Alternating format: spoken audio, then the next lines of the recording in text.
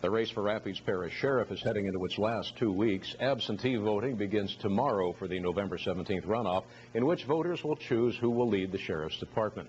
During elections as tight as this one, it's expected there will be some political maneuvering. News Channel 5 News Director Michelle Goddard has been investigating allegations that Sheriff's Department employees are being forced to support one of the candidates. Michelle, what have you turned up so far?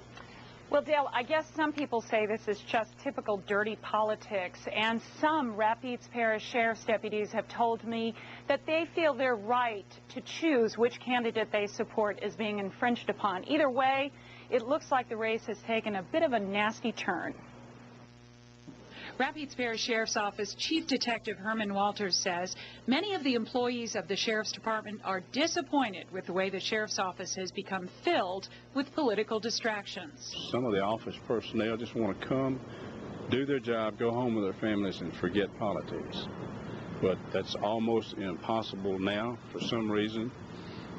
We've been doing it for a year and a half, and people are tired of it. Not only employees, people are tired of all the rumors, all the allegations, and all the threats and things of this nature. Certainly need to stop. News Channel 5 conducted secret interviews with Sheriff's Department employees who feel so threatened about the day-to-day politics they need to hide their identities.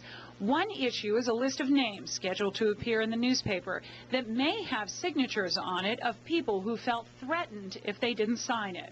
Now, I understand there is a petition or a list or something. Tell me your experience with that.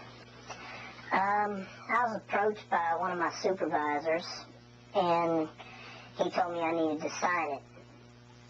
And I asked him what it was, and he told me, it was a list that everybody supporting Slocum. He said everybody signing it. I was advised if I didn't sign it, I might as well just forget about my career at the Sheriff's Office. Why do you say you're having to? I mean, does somebody come up to you and say, sign this or you're going to lose your job? Is it that specific? They're not telling us to sign it, but the way they're asking us to is just read it, sign it, and give us $10 toward his campaign. What do you think is going to happen to the people that say no? I think we'll either be transferred to another division where we don't want to be put, or eventually fired. But the targeted candidate says he knows nothing of this, and to his knowledge, there are no threats. And that's what these deputies are saying, is that they feel that their jobs are in jeopardy. They'll be fired if you become sheriff, basically, if they don't support you. That's absolutely ridiculous. Matter of fact, if you watch any of the campaigns, things that we have that's on tape, you'll see that I've never said that. So this is nothing but a tactic to say that I'm interfering with deputies. I said many times, they need to vote who they think is the best sheriff, and I'll stick with that. And the two men responsible for the list say it was voluntary only. So nobody was forced to sign it with their name and give the $10? Absolutely not. Why do you think people told us they felt that way?